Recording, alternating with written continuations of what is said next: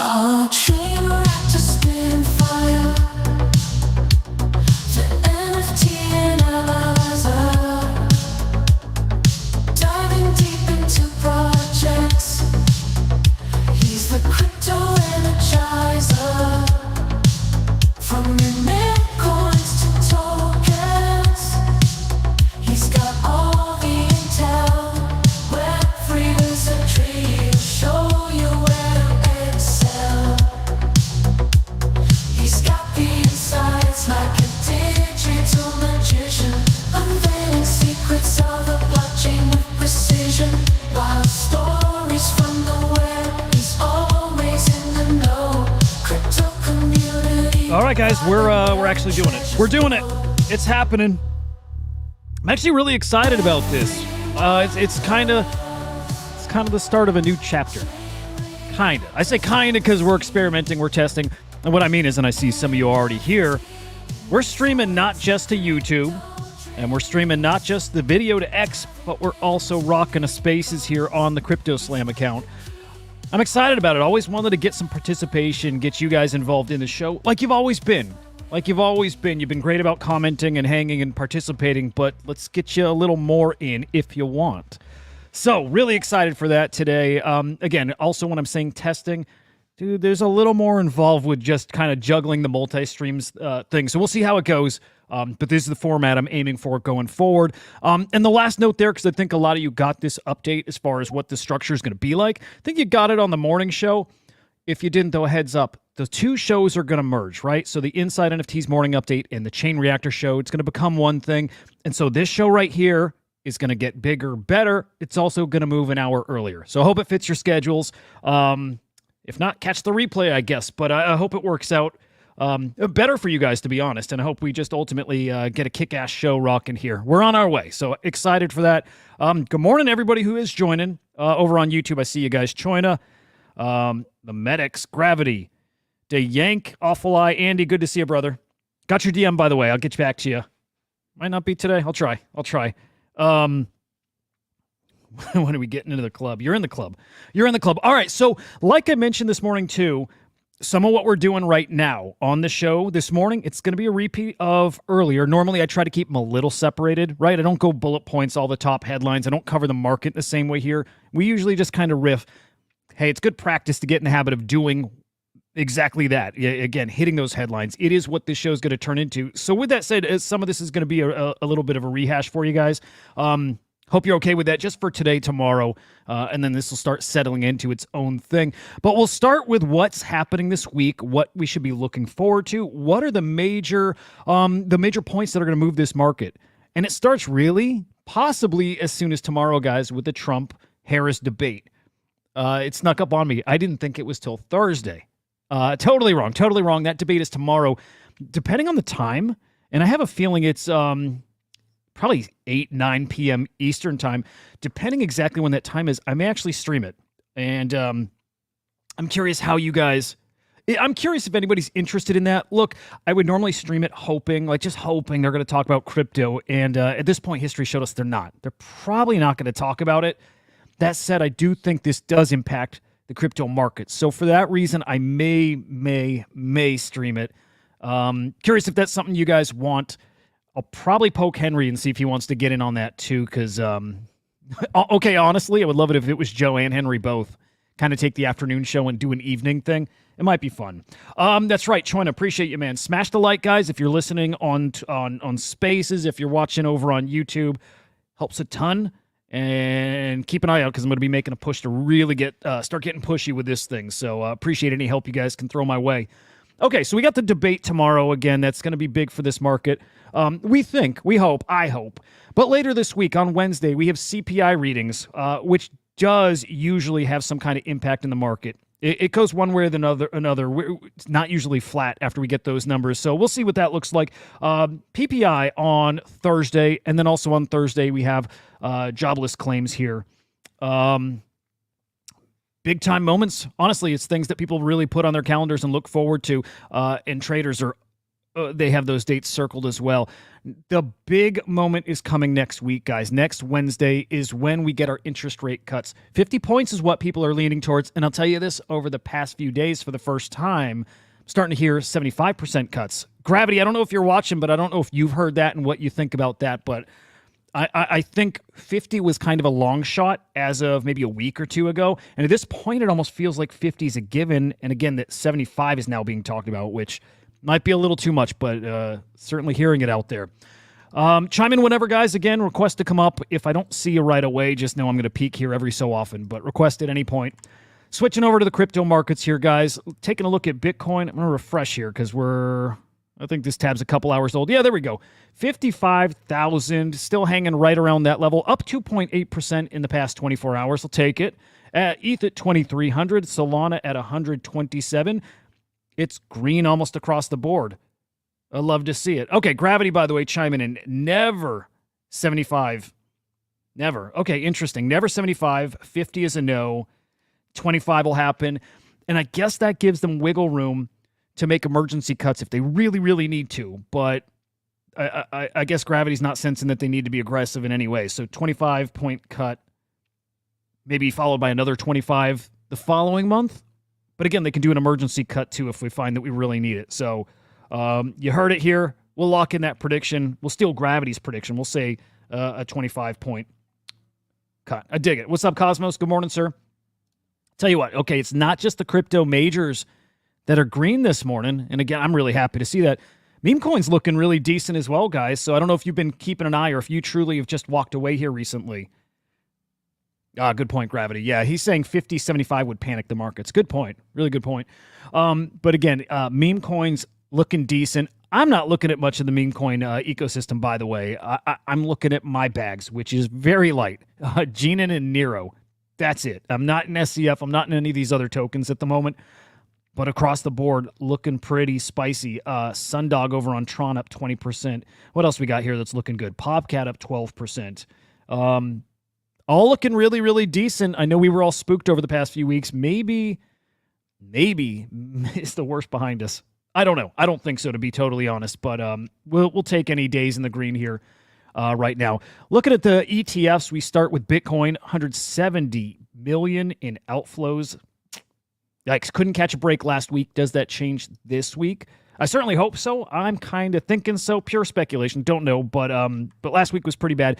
And that extends to the Ethereum side as well, guys. 6 million in outflows on Friday. Again, hoping for a nice turnaround here. Interesting, a specific line of conversations coming back up, guys. This is an older conversation back from May, but talking about the ETFs and why we're not seeing that volume, right? We're talking tens of millions, hundreds of millions in volume daily. Really impact the price of Bitcoin. We really haven't seen it, guys. It sounds like, and I think there's people arguing on both sides here, but Marty Party putting out a tweet earlier this morning, bringing up again an old conversation, saying BlackRock in particular, their transactions are not settled on chain. Super interesting. This is something I think we were all really afraid of with getting these kind of guys here in the markets. That just invites shenanigans. It undoes, I guess, the beauty of the blockchain, the transparency of it all. That when you start getting these guys in, maybe they're set up to trade a little differently, and it sounds like maybe that's the case here, guys. So Marty Party, again, if you're looking over on YouTube, you're seeing on the screen as well, but BlackRock settles with Coinbase off-chain, and it's opaque. Interesting. This was fought for by the SEC, by the in-cash method. Interesting. I mean, TLDR, their trades not on chain. You don't see them. Nobody can prove that they actually have the Bitcoin to cover these trades. That gets us back into a very scary, scary situation. Kind of like, could you say kind of like FTX? Could be. That said, as I'm reading into this, and again, I remember this conversation months ago. I don't remember it really blowing up. I don't remember this really getting legs, and I wonder if it's because it's not true. I wonder, I really do. Because you do have people out here, and by the way, at this point, just having to take people's word for this, which is a bummer. I don't love doing that. I would prefer to dig into this myself. But you do have people coming out and saying it's not actually accurate. What happens is during the day, those trades aren't settled on chain, but at the end of the business day, they actually are, which is great. If that's true, great. Maybe concerns alleviated just with that alone. Is it true? Is it true? I don't know. I actually like Marty Party a lot, and I hope he's done some due diligence there, and I hope he's bringing that up because he knows one way or another how it's actually working. But I do feel a little better having somebody point out with actually some metrics, right? Pointing out using some on-chain data tools, showing that they do actually have that Bitcoin. Their reserves are all matching 1-1 with those trades. I like it. I like it. I'm happy enough seeing that now. Keep an eye out and see if this conversation kind of stays, kind of remains, maybe gets bigger. People actually, it's one of the where there's smoke, there's fire situations. Could be, maybe. I don't know. We'll see, guys. But it's good to be aware of this at the very least. Shenanigans always from those guys here. All right, I'm happy. I'm happy about this. All right, we're looking at the price of Bitcoin here in the past year. As not great as things have felt here, again, especially over the past few weeks. Zoom out. Just zoom out. Don't make me pull up TradingView, though. I won't do that. Lemon, good to see you, man. Bitcoin still, guys, in the past year, up 113%. Honestly, it's pretty exciting to think about that. Again, zooming out, looking at the macro, it's been a wild year and a very profitable year. I think it's fair to say that. It's awesome when you slow down and think about the amount of FUD we've had here, especially, again, the past few weeks, maybe past couple months, but with all the FUD, we're not terribly far off from that all-time high. We're not terribly far off. In fact, this sentiment being what it is and seeing the price of Bitcoin around 55,000, I'm sorry, but that makes me more bullish than I could probably put into words. I could try. You'll just hear me like blabbering here for probably the rest of the show. It's extremely exciting.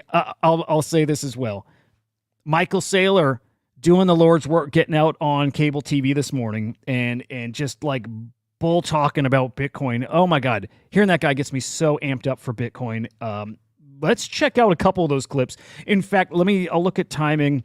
We may just listen to the whole clip. It's 10 minutes. That might get a little boring, but we'll at least dig into this little comment here. Price predictions of Bitcoin over the next 21 years.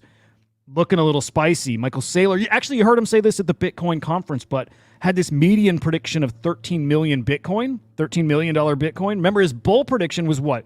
49 mil, 50 mil, somewhere in that ballpark, man. Gigabull, and I love it. Great having him on our side. Check this out. Bitcoin's 0.1% of the capital in the world right now. I think it's going to go to 7% of the capital. 7%. My long-term forecast is it's going to go to 13 million over 21 years. 13 million. 13 million. But what is it 5 years from now? In your 4-year calculus. It's been growing. 13 mil over 21 years. Guys, if you believe that, first off, do you believe it? Do you believe Bitcoin can or will hit 13 mil in 21 years from now? Puts us at, God, can I math in my head? 2045. 2045. Can we hit 13 mil? And if you believe that, and I genuinely am asking this, if you believe we hit 13 mil, does that give you peace of mind here over the next many, many years? I'm thinking through it again with all these ups and downs this year, and as emotional as I see people get, if you have that kind of conviction, hell, even if Bitcoin hits 1 million, if you have that kind of conviction that Bitcoin hits those levels, do those downswings even phase you? And I'm wondering why some of us here, again, the names I recognize here, actually, it's all of you. I've not seen anybody here actually getting really concerned when we hit these little down few weeks at all. So I think it actually does help. I think a lot of us are on the same page here. Growing 44% a year with about a 40 to 50 vol. I would think it'll move on at 40%, then click down to 35, then 30, then 25, and at some point it'll be the S&P return plus 8%, and it'll be the S&P vol plus 8% because it's always going to be a more global, open, free capital market. How is there stuff that's above your pay grade? You're worth billions. I mean, we can say that. It's above our pay grade, but who gets to decide if it's above your pay grade? Awful lot. I'm right there. I'm there with you, and I love that perspective from you too. Right? The downs are great. Don't even care. Yeah, I'm there. Gravity, same thing there. Same thing there. Nobody's panicked. On one hand, we're used to it, and on the other side, if it happens, yes, expected, but who cares? Who cares if you think Bitcoin's hitting 1 million, if you think it's hitting 13 million? And Lemon's got a great point here. At the speed they're devaluing money, it's very believable. The money printer, amongst many, many things. But yeah, people forget this too. When you start talking about Bitcoin equaling 1 million, maybe 1 million, I'm not sure about this specifically, but you start talking about Bitcoin being worth 13 mil and then maybe that crazy $50 million scenario, it means the US dollar isn't worth the same thing. It means the US dollar is worth pretty much nothing, right? It's not that all of a sudden your Bitcoin is worth, it's not all of a sudden that your Bitcoin's making you king of the world. To a degree, maybe it does, but point there is, U.S. dollar is going to be worth very, very little at that point, too. So I should say it's not all good. It's not all good. Yes, yeah, Cosmos. We've got ETFs. Now we've crossed the line towards large adoption. Bitcoin can't be stopped. It can't. Absolutely, absolutely correct there. By the way, guys, do you hear they decide to mow the lawn this morning? They just kind of do it whenever they want. No time of day, no day of the week, so you can't plan. Let me know if you hear it. I'll just get better about muting, in little kind of, as I can, but if you don't hear it, whatever. Oh, it's so frustrating. Anyways, hey, a little dose of reality in this show. You'll always get that. Okay. There was the prediction. I think they basically just kind of gush all over the dude Commodity for the rest of this. Oh, actually, no, there's some good sound bites here. Let's continue with that for a minute. By the way, God damn it, I'm just thinking of how I want to structure this thing. I definitely, before we get to things like this, longer topics, I want to rattle off the headlines for you just to set up what is coming still. Do want to talk Decentralized, even though we beat that to death this weekend. Decentralized, Doodles, Pudgy Penguins, MAGMA, the MAGMA blockchain from Poly. What else we got on the agenda? Again, I should have set this up for you ahead of time. Friend Tech going bye-bye. Hang on, what else? We had another big topic here. Again, I'll set this up much better for you going forward here. The Fractal Bitcoin scaling solution launched today. Oh, cool. Okay, if you guys can't hear the background stuff at all, great. So Fractal, we'll talk about that. I'm still I'm not bullish on Fractal. I'm not bearish on Fractal, but definitely with Fractal, I just want to make sure people dig in and understand it. I still see a lot of good people, big names, people I listen to. And, you can't know everything in this space. There's people you have to trust what they say, and that's enough for you, right? Somebody says something, you're like, their take, you're like, I lean that way because this person does. I see enough names like that still don't like the Fractal ecosystem. Still call it to some degree a scam, and I will not call it a scam. I will just say that if we talk about a scaling solution to make Bitcoin faster and whatever other benefits, the slow speed we were told initially is a feature, not a bug of Bitcoin. We wanted that. We want our stuff on mainnet. And I sit in that camp here too. I do. So we'll see. I hope there's some innovation.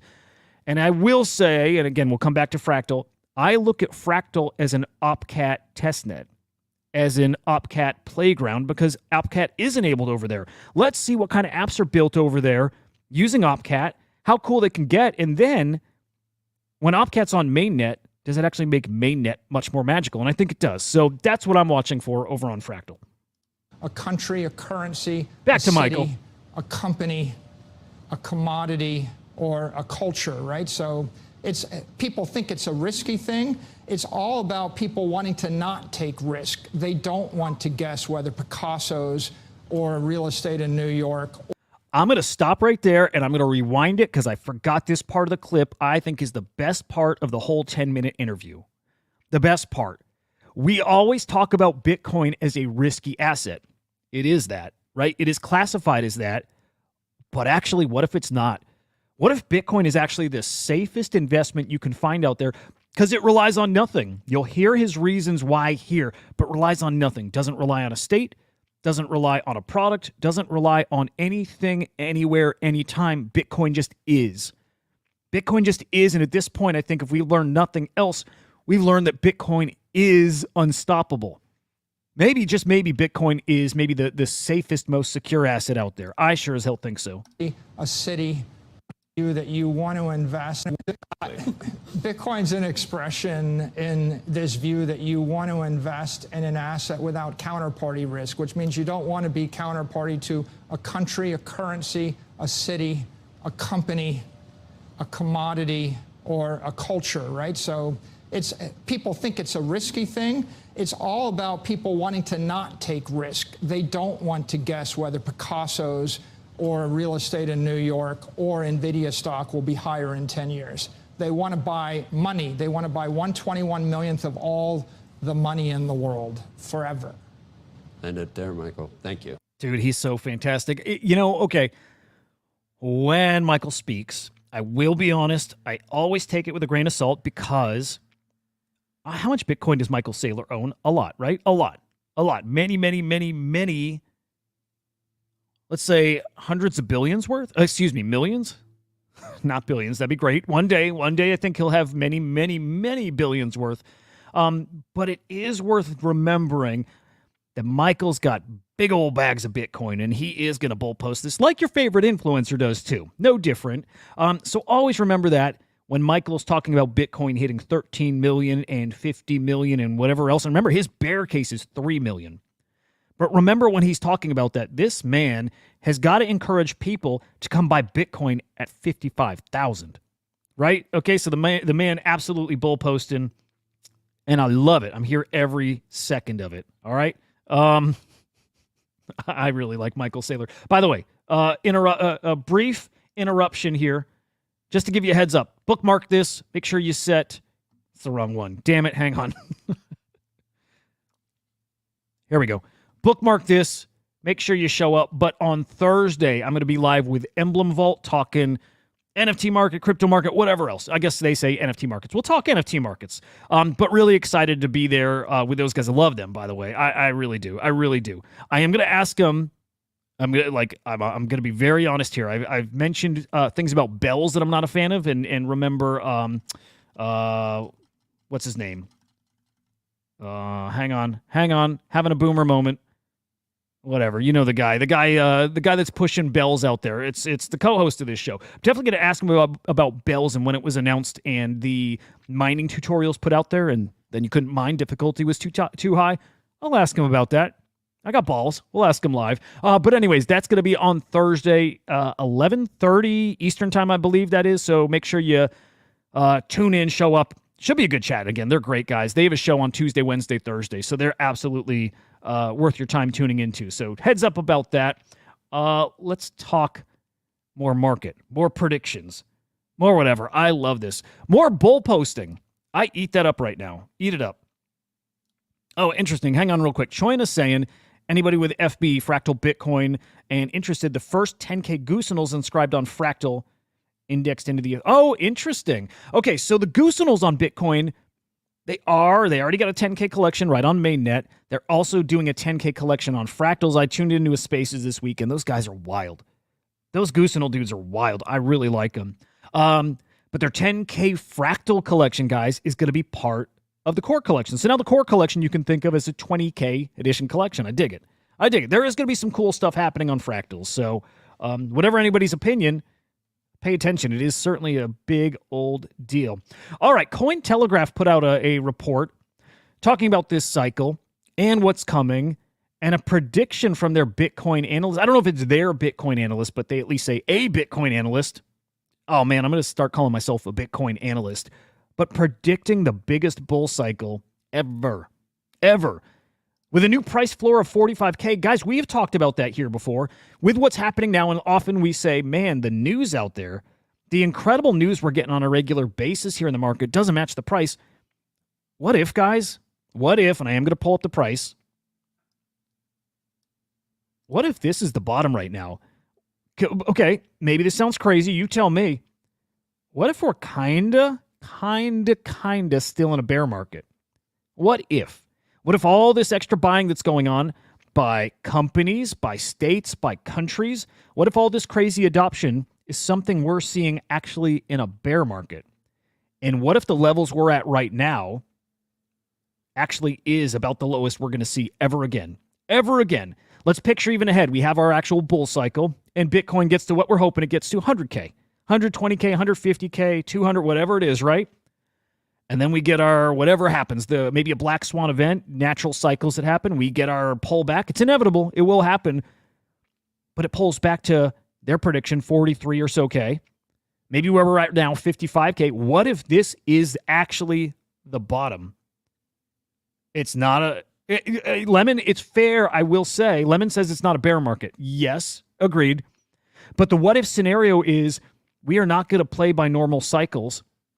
Those 4-year cycles, right? They don't happen when you have a new asset class that's getting insane adoption. And so I'm with you, Lemon. I agree with you. You don't see a 2x in a bear market. That said, something different's happening here. You feel it. We believe in something like that. I don't know. I can buy that scenario where the bull hasn't really even started yet. And I actually put myself more into that camp. Awful Eyes says, I mean, it does feel like we came out of it. I think he means doesn't feel like we came out of it yet. We've been through the bear every single day. Yeah, it's really hard to place exactly where we're at, right? And we always say, where are we at in the cycle? These cycles, lots of great conversations out there about maybe the cycles don't apply here right now. It's so young. Lemon says the super cycle is what crypto people sell normies before dumping on. Yes, absolutely indeed. But what if the people buying in even now, which is BlackRock, which is all these other major funds, what if they've bought into all that hopium of 250K Bitcoin, million Bitcoin, and man, they're not dumping anytime soon. In fact, every time we see people getting flushed out, it's never BlackRock selling, right? It's never BlackRock selling. It's interesting stuff. Really, really is. Choina says, let me see. Choina says it's one hell of a bull flag. You could definitely look at it that way. You really could. Yes. Again, great comments. And I'll remind you guys, you're welcome to come up if anybody, or for anybody listening on Spaces. Just so you know, this show is also being streamed on video over on YouTube. It's on SlamX Official. And it's also streaming video on X under the SlamXIO account. So just a heads up there if you want to follow along. All this is up on the screen right now. A whole other group is watching over there. Lemon says we're at the point of the cycle where we tell the normies crypto is going to change the world and it'll never go back down, and then we dump on them. Man, it's kind of how it works. It kind of is. Look, I'm being realistic with this, and I'm kind of being... I think it's just good to keep an open mind. So I entertain these other ideas that the cycle hasn't started. And I'm being very honest. I feel like to a degree it hasn't. But you got to be aware of how this normally works. And man, these big holders, they bull post this stuff until they're ready to dump on you. It is how it works. It really is.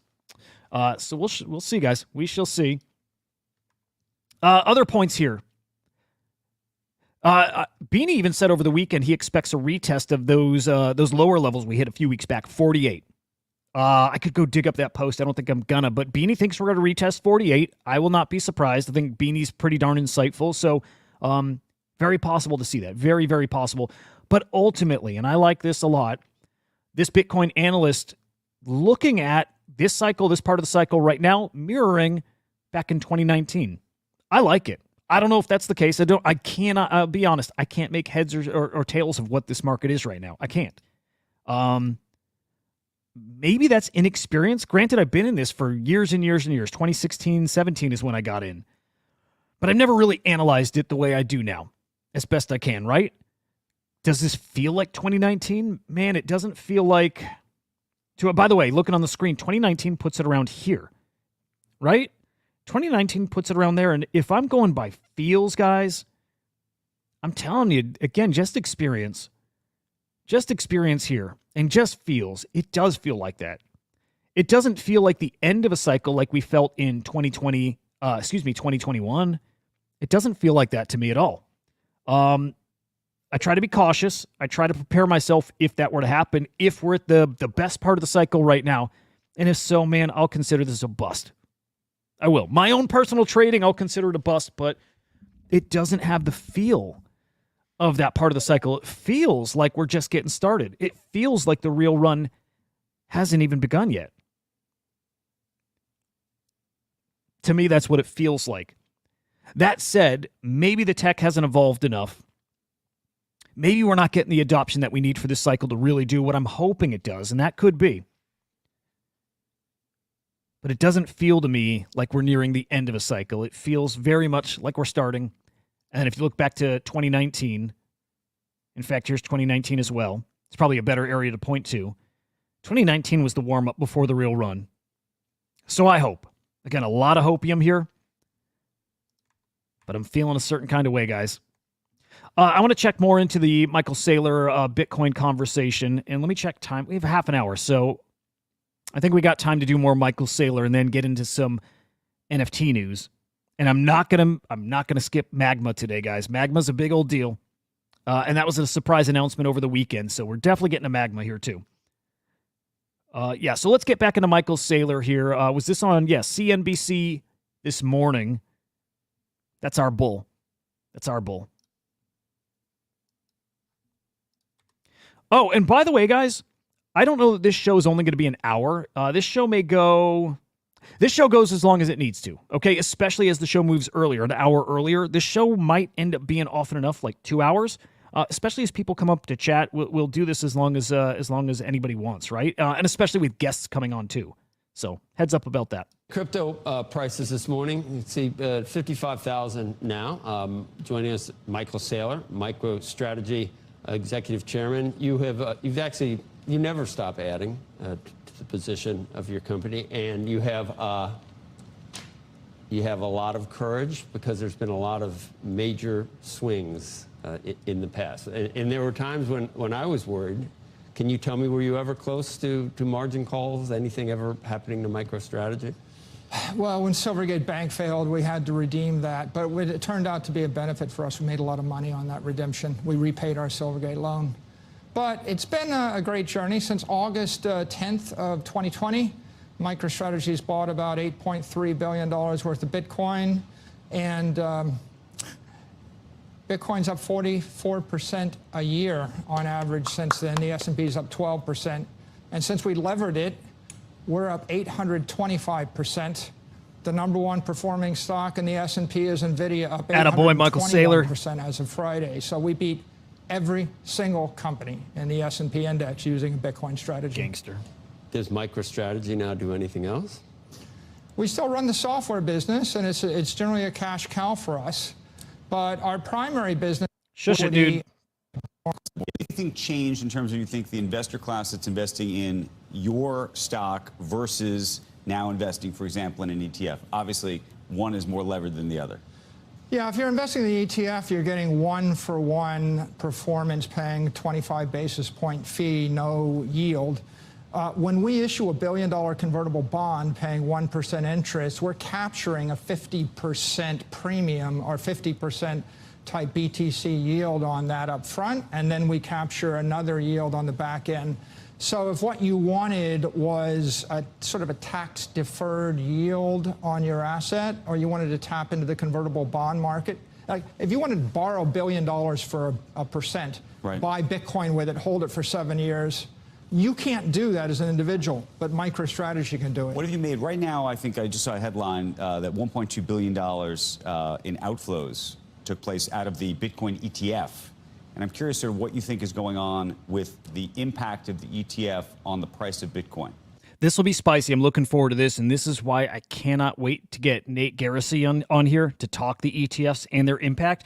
And to me, this kind of ties into what Lemon's saying over here on YouTube, saying, and I agree with this, we'll know more about this we'll know more when this crypto cycle ends, right? If it's a 4-year cycle, and if it's cyclical, or if BlackRock and big money try to rug us early, right? I do think this cycle is very, very defining for the space. Really, what is Bitcoin's potential, especially in the short term, but is it now completely controlled by those guys? Do they dictate the market? And I think that was always our fear when someone like a BlackRock comes into this space. That is a big concern. Could it be happening?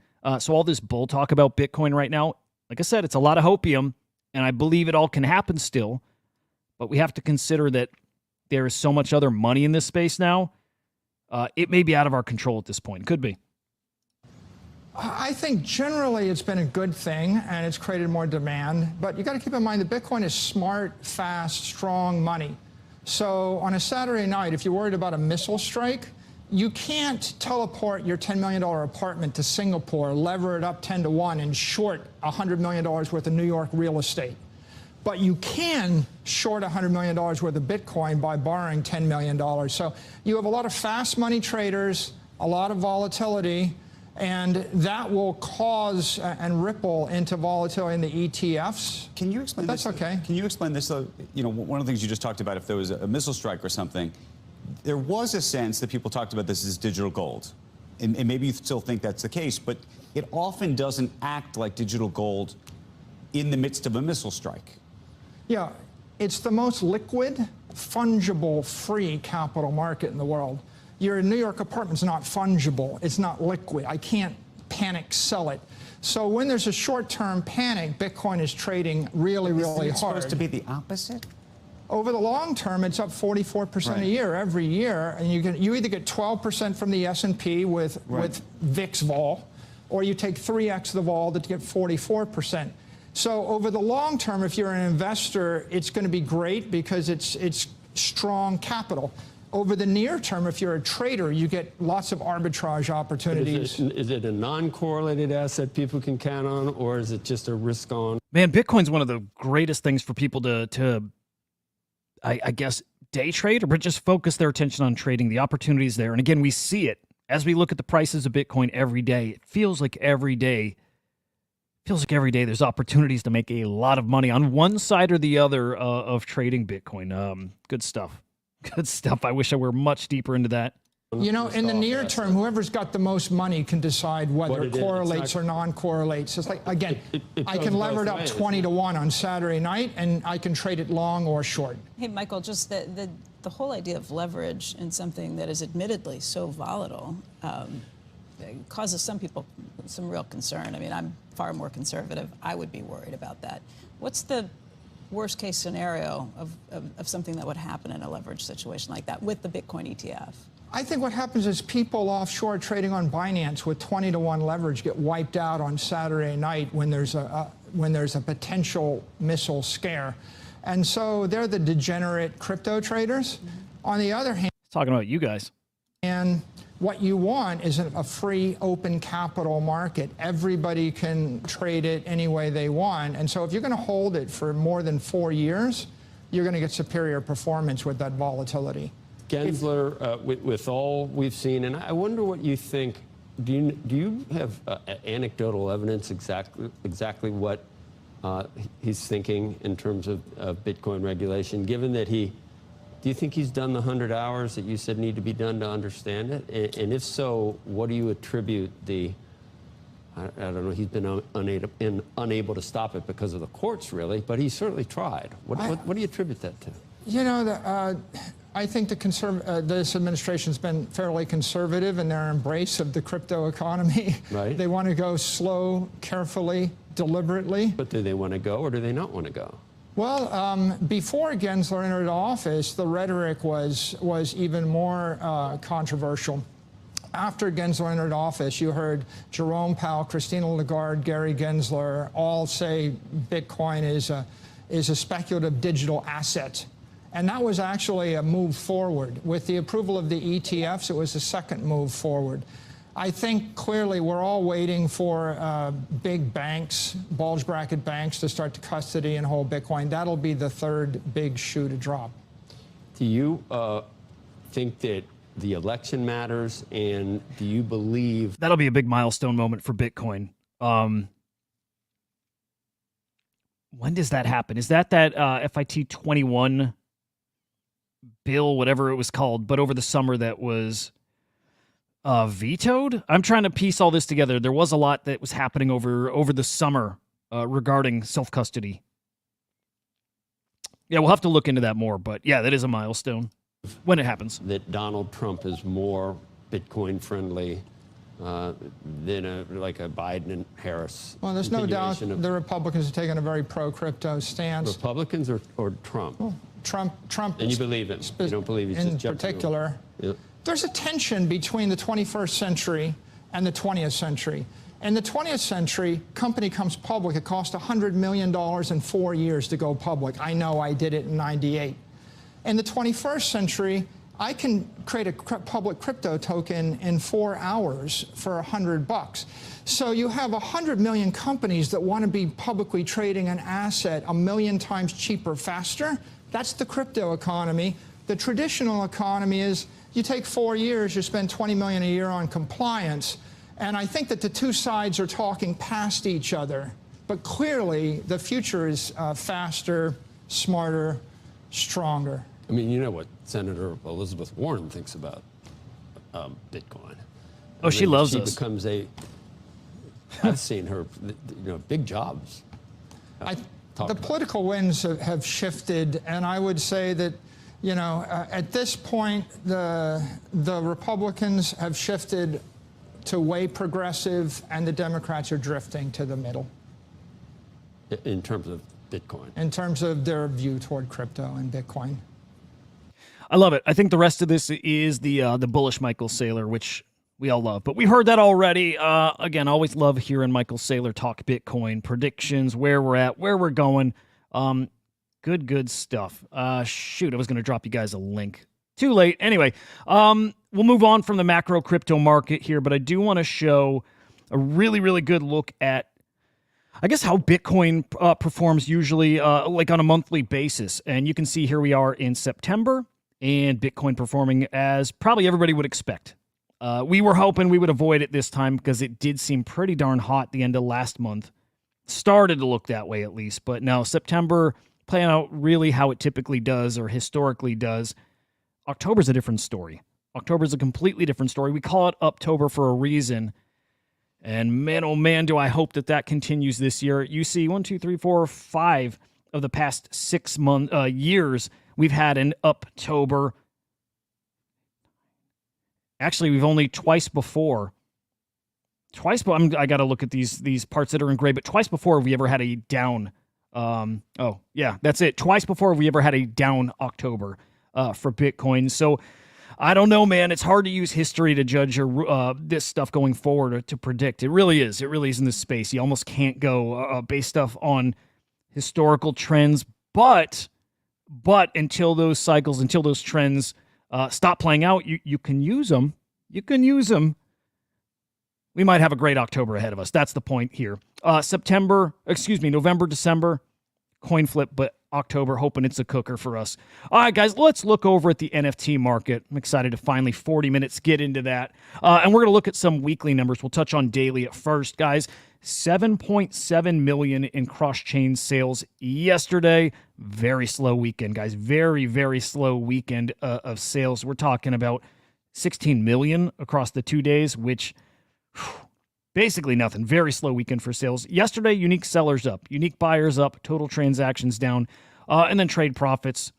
Not terrible. Still in the negative, though. A little over $500,000 in the negative. Today, take a look at today. I'm going to show you this, and we won't spend long because it is it's a little not real. Oh, good. We blew this away. All right. If you saw just before, guys, there was an $11 trillion transaction that was showing on the day. It wasn't real. It was a little error, but it just caught my eye. It's a big old number showing on the leaderboard. It was the number one collection for a short period of time this morning. Again, 11 trillion in an Ethereum project. TLDR was somebody adding liquidity to a token. The token did use the ticker ETH. It was not actually Ethereum, though, so caused a little confusion this morning. But now we're looking a little more accurate. Still under 5 million in sales in the past 24 hours here. So looking at another slow day here. But then let's peek at the weekly view. Again, really slow week. By the way, that daily sales yesterday, lowest we've seen since October 14th. And then the data period, this is September 2nd through the 8th. So the last week, 74.9 million in sales. Easily our lowest day of sales this year, but also our lowest day of sales since mid-October as well. So incredibly slow. Now, last week, we did see sellers up. We did see buyers down, and those are both heading in directions we don't want to see. We want to see really the opposite of that. Transactions well down as well, 999,000. compared to 1.4 million the prior week. And then trade profits actually moving deeper into the negative last week, 5.5 million in the negative there. I'm going to refresh our daily, our collection rankings here. There you have it. The CryptoPunks are your number one collection in the past 24 hours.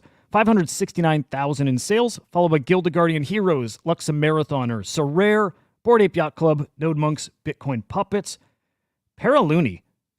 Not familiar with those guys, but GG to them. Fantasy Top in the top 10, and Solana Monkey Business rounds out that top 10. Guys, two BNB collections in the top 10. You don't see that often. I'm trying to think. We have seen it before, but we're talking like deepest parts of the bear market. You don't see Binance with multiple NFT collections ranking that high often at all. So definitely got to point it out when it is happening here. Top collectible sales here. Quick refresh there as well. Yeah, CryptoPunk number 9273 is your top sale. Coming in at just about 33 ETH or $76,000. So still CryptoPunk selling. In fact, 9 of the top 10 sales, all CryptoPunks. This shroom, I believe, is alone, by the way. And then we actually have a nice doodle, and we do have some Doodles news yesterday. Actually, more from Friday. Let's actually point this out before we do a little more macro NFT talk. But Friday was a big old event in the Doodles ecosystem. And honestly, I'll say this, guys. It was a milestone for the NFT ecosystem. I'm talking about the Dolesville and the Doodleverse animation that premiered at the Toronto Film Festival. Incredible. Honestly, again, a milestone moment for a native Web3 IP project here to have that kind of stage, that kind of platform. So that did premiere. Guys, covered by CBC. It's a big old event. Dude, I cannot wait to see that. I believe that's going to premiere here shortly on Doodles TV. I think it does. So if you've got that Doodles TV, hopefully that season 1 pass, hopefully you, and I'm a holder, so hopefully we are going to get to tune into that really, really soon. But again, this is a great milestone for Web3 here, just as a whole. This is something that's a win for all of us, you know, even if you're not a Doodles NFT holder here, guys. Now, who else is talking about it? Of course, web news here in this space. Look at that. Pharrell's there. I don't know if we had Lil Wayne and Lil Yachty show up there too, but again, man, oh man, having Pharrell Williams there is it is something. He is, what is he? The chief creative officer of Doodles too. So yeah, Doodles just has a really interesting thing going on there. The future Web3 IP. Man, I kind of think so. Let me pull this up, by the way. I think the Doodles team.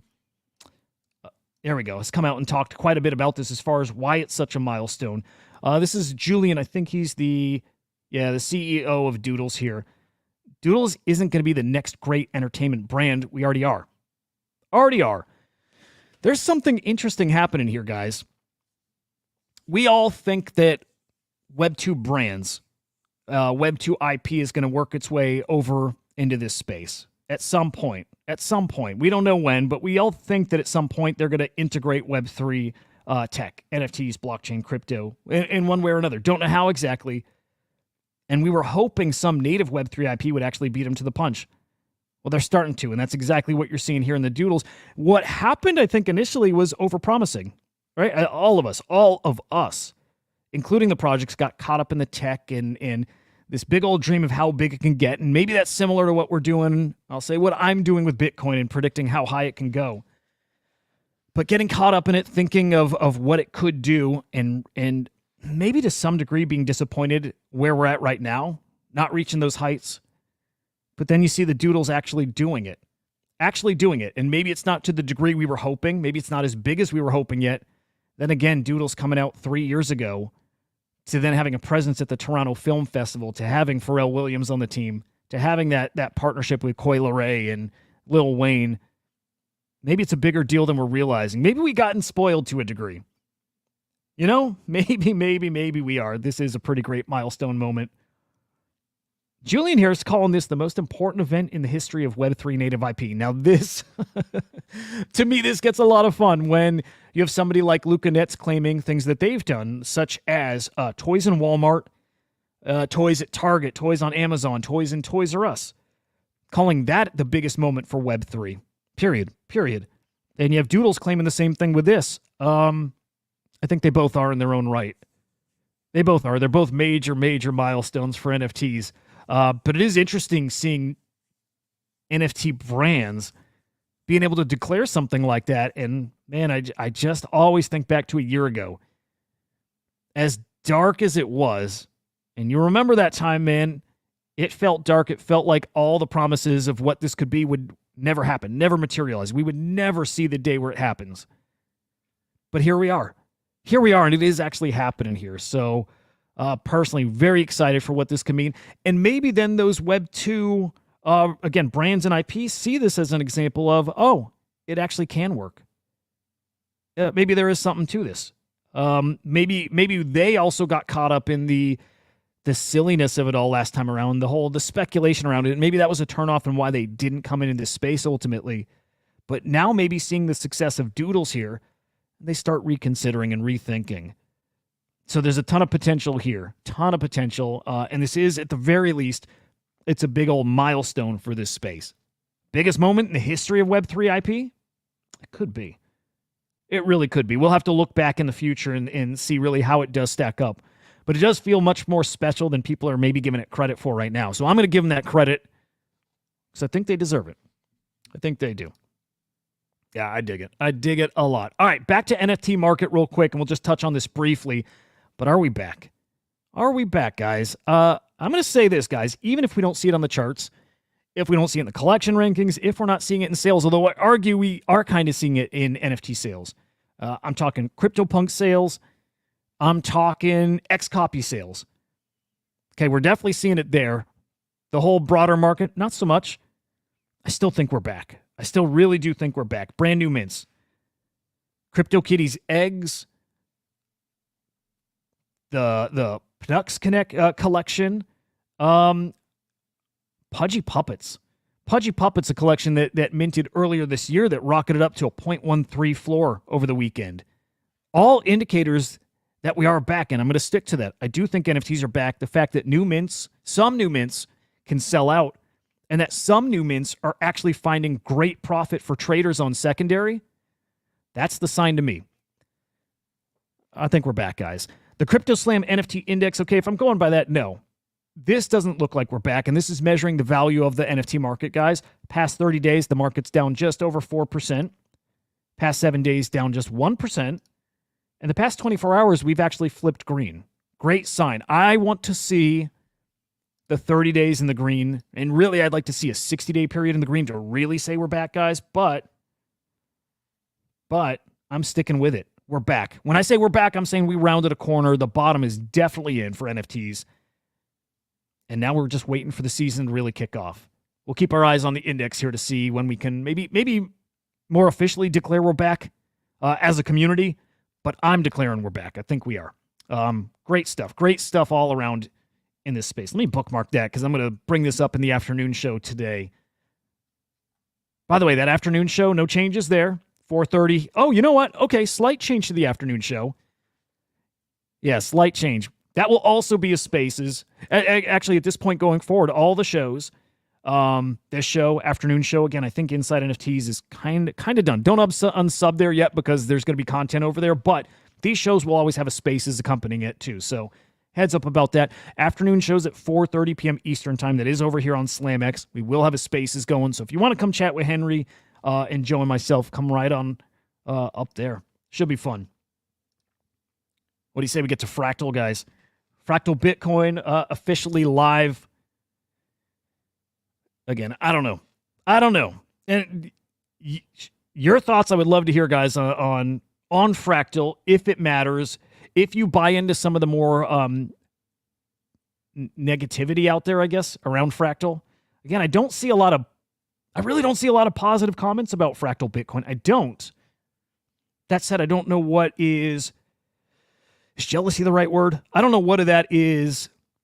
I'll just use jealousy. I don't think it's the perfect way to say it, but I don't know. What of the conversation is that? What is people who really do understand this stuff and see something in it that maybe we should pay attention to?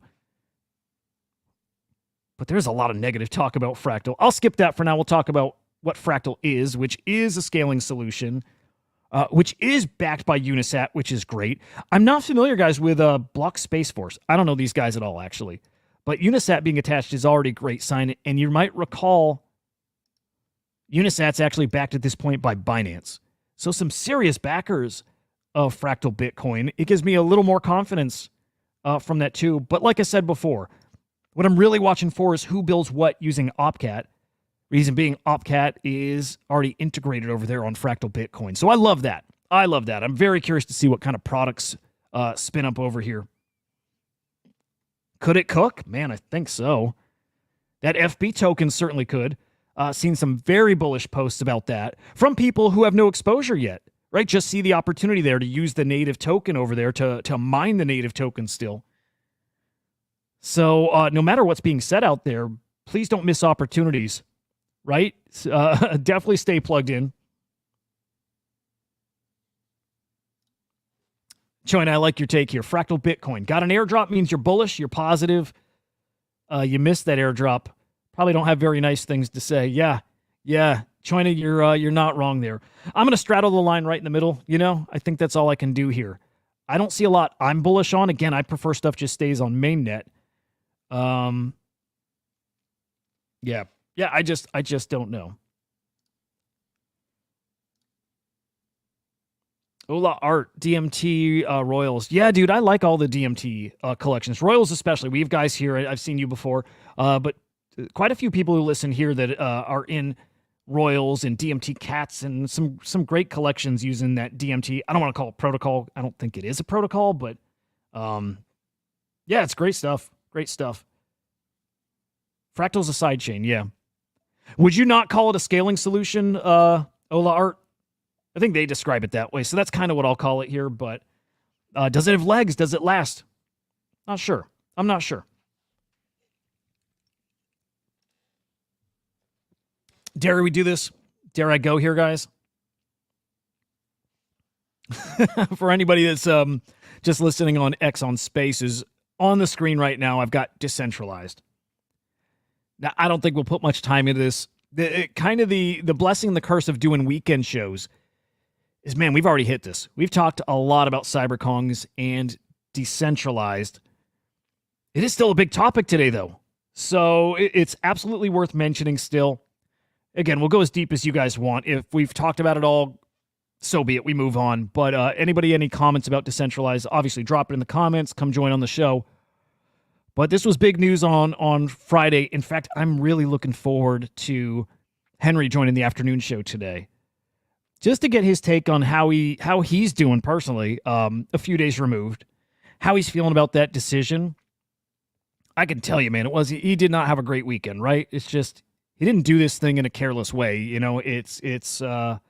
I know this was a hard decision for those guys. But anyway, the point here, the cyberkongs no longer building with their runes, no longer going to build with their Ordinals collection. The Ordinals collection, the Untitled collection, it's a collectible. Always said it was a collectible. In fact, it was never even going to be a thing.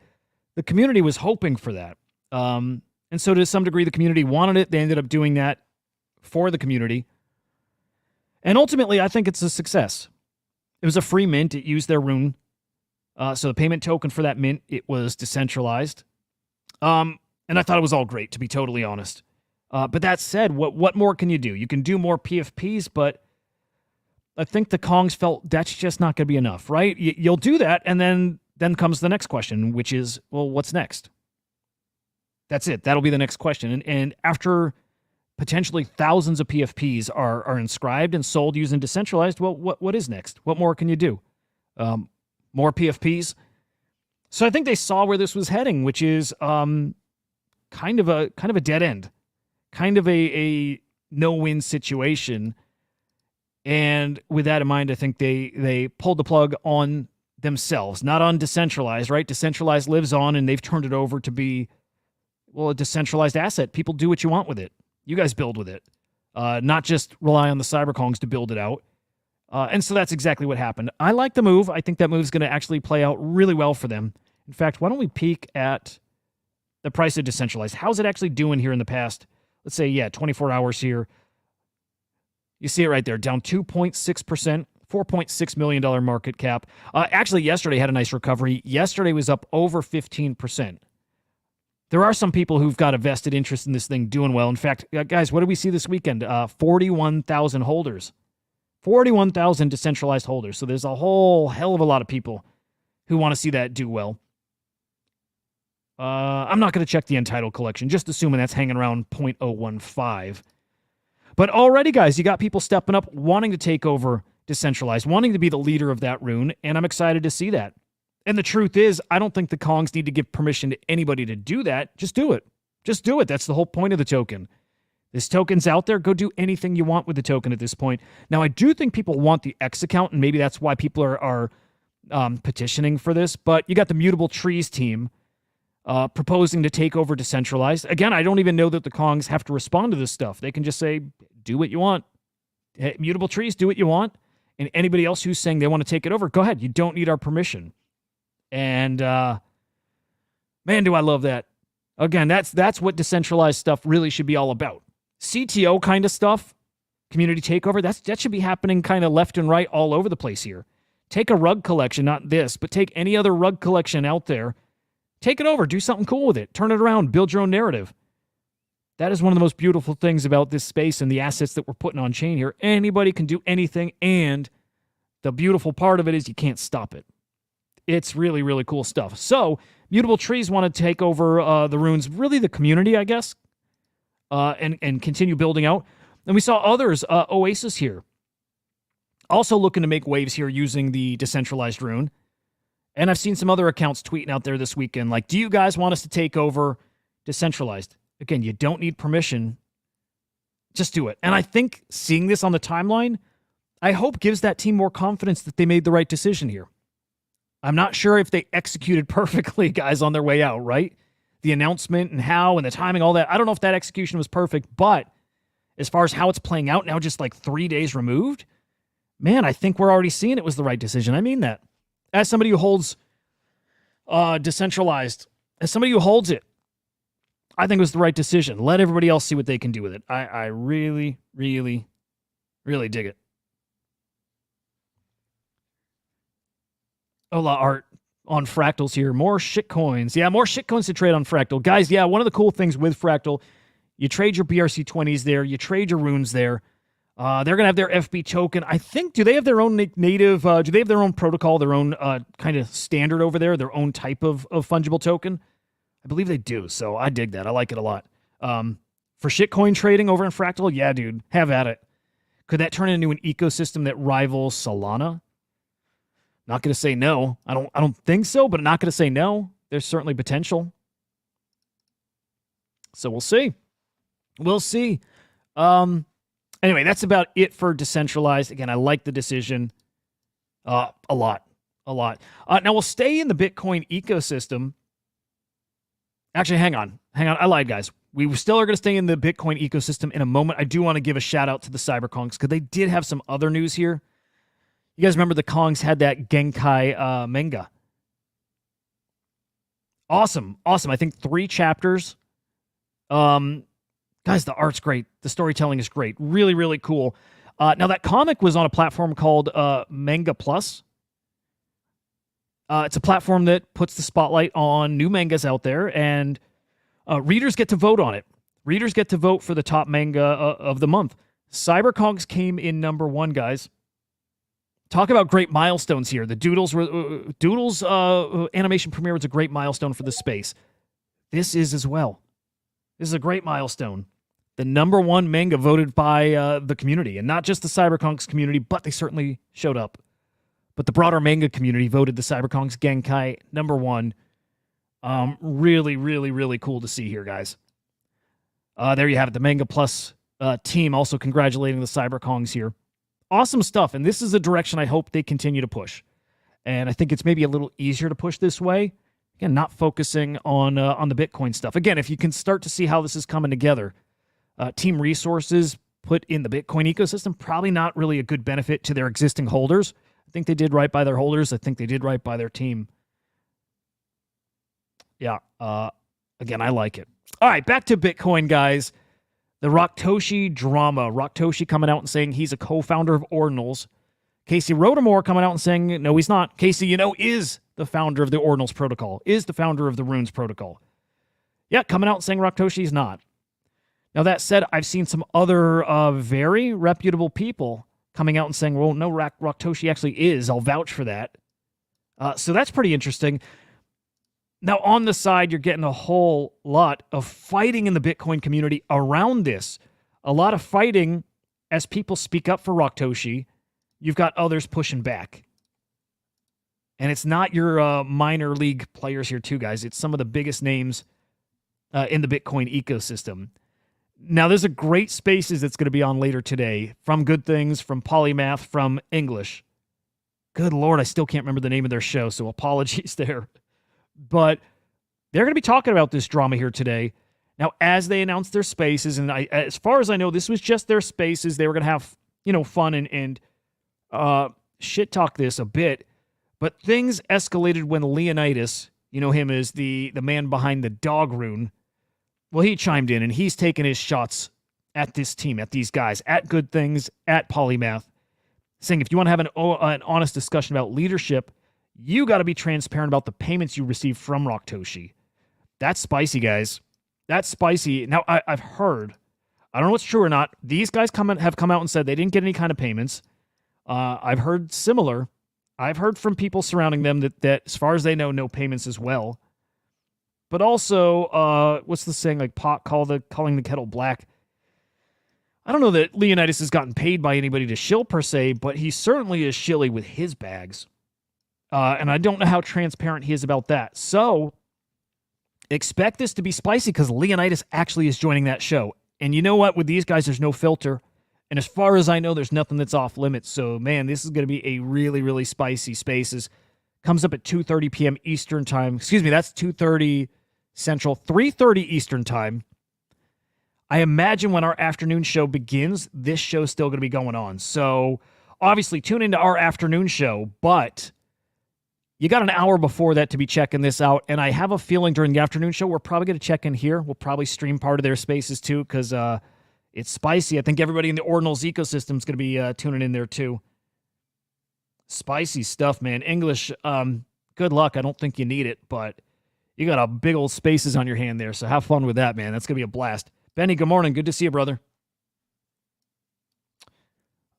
The Ordinals ecosystem, it does not feel good right now. It doesn't.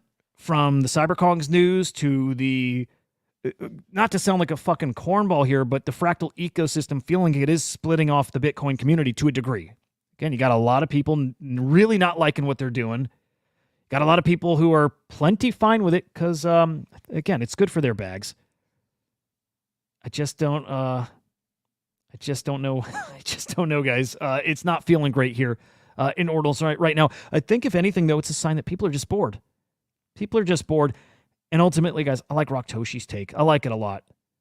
The last time he got canceled, again, this is a similar conversation before. People have shit on Raktoshi many, many times in the past. But the last time it happened, it really was the bottom for Ordinals. It really was. And so you see right now, prices actually looking decent. I guess past 24 hours, not the best for Node Monks, but down 3.5%. Node Monks were at 0.1 just days ago. So ultimately, this has been good for Node Monks. It's been good for Puppets. Hang on, am I looking at the... Hang on a second, guys. Am I looking at this right? Are things down? Okay, I'm sorry. I was getting some numbers crossed here. I thought Bitcoin frogs were down 25% or so. But no. No, okay, all right. Sorry, guys. Just needed a second to let this all sink in. Pretty flat here. These collections you're seeing down 20% and 30% and 50%. These are some smaller collections. They're mostly newer mints here. And so all you're seeing there is just kind of the minters and secondary buyers getting out. You're seeing secondary do what secondary does, so nothing crazy here. Honey Badger's still looking good, by the way, guys. We talked about them Friday. If you got in, hope you're doing good. If you didn't get in, I hope NFA, but I hope you're watching that closely. It's one of my favorite collections out there. Yeah, love the Honey Badgers.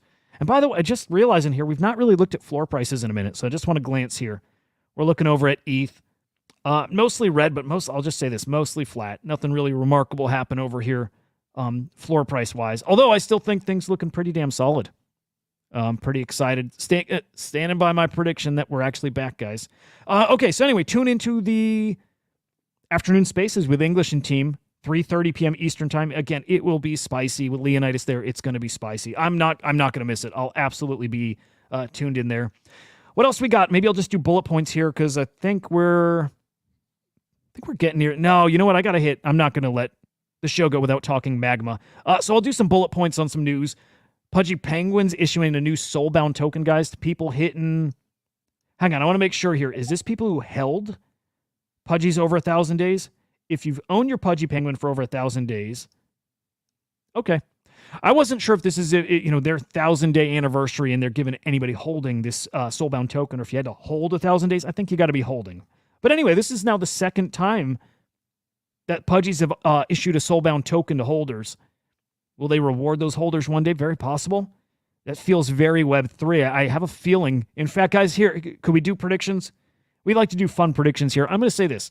Pudgy Penguins, I won't be shocked with the abstract blockchain if they actually give some of that token allocation, because it is going to have a token, to different soulbound token holders. That's my prediction.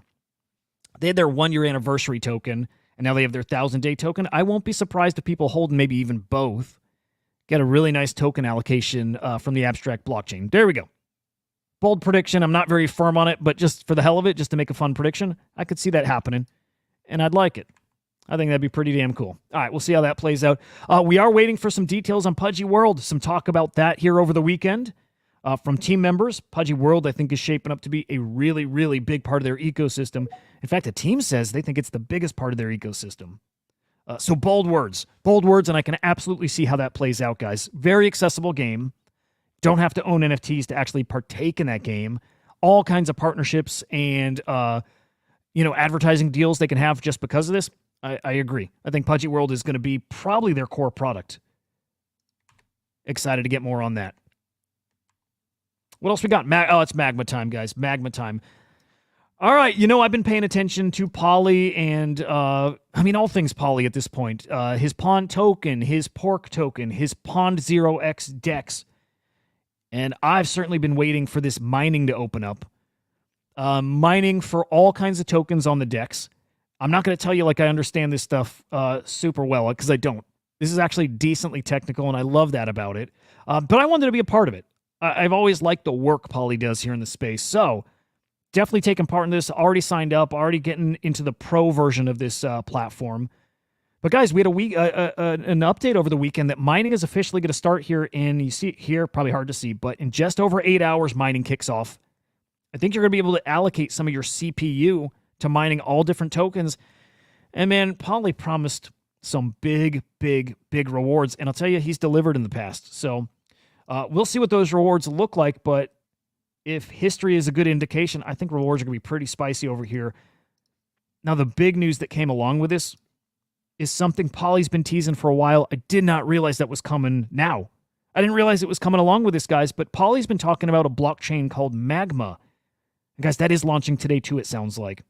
Okay, so the pro version of the DEX launches today, mining launches today, and the MAGMA blockchain also sounds like it's launching today. How they're all tied together, I don't know. It may be in the FAQ on the website. Again, not sure. But I'm not missing this, guys. And I recommend you don't. Now, okay, now I don't want to just push you over to the FAQ on the website. I always want to do my best to keep you informed enough on these products, right? So if I can get some time this week to really dive into this, especially if it goes live today, and I think it's going to, but especially as I get hands-on and get to feel out what this is, I'll definitely be reporting to you what it is, how it works, how you can maybe earn on that platform. But if you're trying to get a head start right at the very start, I'm sorry, I can't get you totally caught up here. At that point, go check out the FAQ. See if that's something you want to get into when it kicks off here. Again, I did. I definitely did. But be on the lookout for MAGMA launching and all kinds of crazy mining for tokens that's going to kick off there today. So be on the lookout for that. Yeah, China, I'm bummed that yours hasn't gone through yet. And again, I think that's at around maybe 13,000 people that signed up. So if you're in the 9,000-10,000 range, I'm kind of surprised that hasn't happened. I got mine mid last week, and I was around 2,000. but I don't know where that cutoff is yet. I'm very surprised, to be honest. I'm still hoping that, you know, the launch happens after everybody got their test transactions, and maybe they just know it's going to happen by then. I'm hoping that's how it plays out. So, oh man, Decentralized. Hang on, I want to refresh, but everybody's still talking about Decentralized here, huh? I see Leo up in the GM Ordinal show. Was that this morning or is that now? Kind of want to check. Might even hop in if that's live right now. Okay, that must have been this morning here. Okay, is this where we'll end? I think we'll end here. Let's see. Oh, you know, a quick little Doodles note. NFT boxes holders. This always gets me like right in the feels. It's kind of really where I got my start here in the space, but was NFT boxes. Felipe, DM me on X. I do have a referral code I'll send you, or a referral link. Yeah, I'll drop you that. But NFT boxes partnering with the Doodles, with a Doodles themed box. Love to see that. That's a free airdrop for NFT box season pass holders, I guess you could call it. Love to see that. There's something bigger cooking here, though. Just, I don't know what that is. NFT boxes maybe getting integrated by Doodles. There may be a stretch. It may be a stretch, guys, but I don't know, man. I think there might be something to that. There might be something to that. They're not going to make predictions here with that, but just feeling a kind of way about it. There's a nice little crossover thing happening there. I dig it. All right, we will end on this story. Again, if you tuned in the morning show, we did touch on it, but if you didn't, maybe this is news to you. Friendtech. Over. The end. Done. Similar to Decentralized. Similar. I still think there's something different here, but yeah, renouncing their smart contract. Nice experiment. Over. I don't know. Difference here is they collected fees on all the trading here, but you guys remember last year, about almost exactly a year ago from today, Friendtech. SocialFi, that was the big story. That was the new way going forward. That was going to be the end of Twitter, of X. Certainly didn't happen. Yes, it is over. It did not catch. Nobody liked it. And I'll tell you this, man. I actually did like it. And I actually think there is something there. Maybe a little too early. Yeah, Dead asking, is it really over? I don't know. The problem there is the user base is still so damn small here in crypto. Crypto Twitter's tiny. It's an echo chamber. You don't have the number of users here to go power a new platform like this, although there probably was still a way to make it work. I don't know. I still always felt there was something really interesting about this. I really did. I liked the idea. Remember, you buy keys to get access to your favorite, I don't know, I guess influencer or person or personality. But why not project? Why not team? Why not exactly what we do in Discord already? And that we already gate with NFTs. To me, they're the exact same thing. And so if you're asking, well, why just do the same thing over on a different platform? To a degree, why not? If you can iterate and make it a little better, and maybe they just didn't make it better enough. Maybe it wasn't profitable enough, but I think there's room to do it because we saw in Discord it works and people do like it. Even if your favorite Discord is slow now, and I think they all are, but it did work. When things were cooking and those were active, it worked. It worked. Maybe these are safer from scams even too. There's something about this. I wish I could put my finger on it exactly, but there's something about Friendtech I always liked. Maybe it was that it gave content creators, and again, those influencers, a way to monetize what they do, right? In a way that's different than just ads on their tweets. So for what it's worth, RIP, but also I don't think this is the end necessarily of Friendtech. It's certainly not the end of SocialFi. I think, again, wrong time, maybe a little too early. Maybe wrong place, maybe wrong way of rolling it out, but there is still something here that I think is special enough. So I don't think we see the end of SocialFi. I don't know that we see the end of Friendtech per se, but for now, Friendtech, over-ish. Let's see. Troyna saying, I was rugged by my friends back in the day, in the old BitClout day. So staying away from Friendtech was a no-brainer. Yeah. I think there needed to be a little something more. You know what I mean? Something more than just, pay to hang out with somebody. I think Frentech would have worked for major celebs, but also, man, it's got to be worth their time to actually give you what you paid for. So, yeah, I still don't know. All I know is that the structure, there's something about it that still makes sense. Parts of it make sense. Yeah, I guess ultimately, I don't think we're there yet. I think we're too small. All right. Any final thoughts from you guys? Any other topics you think we probably needed to hit today? I think we covered a good chunk of it.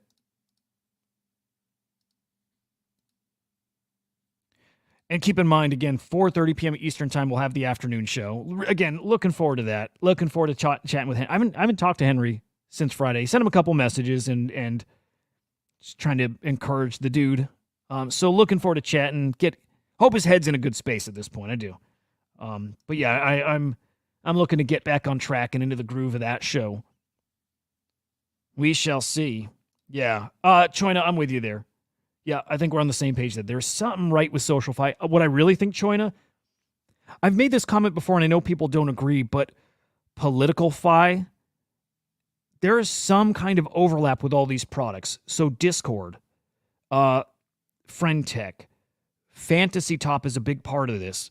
Polymarket, all of these combined, all in one app, to me is what SocialFi looks like. And I'll say this, man.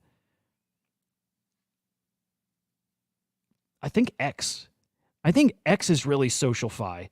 And I think X, especially when they integrate all the payment stuff, I think, man, they already got polls here.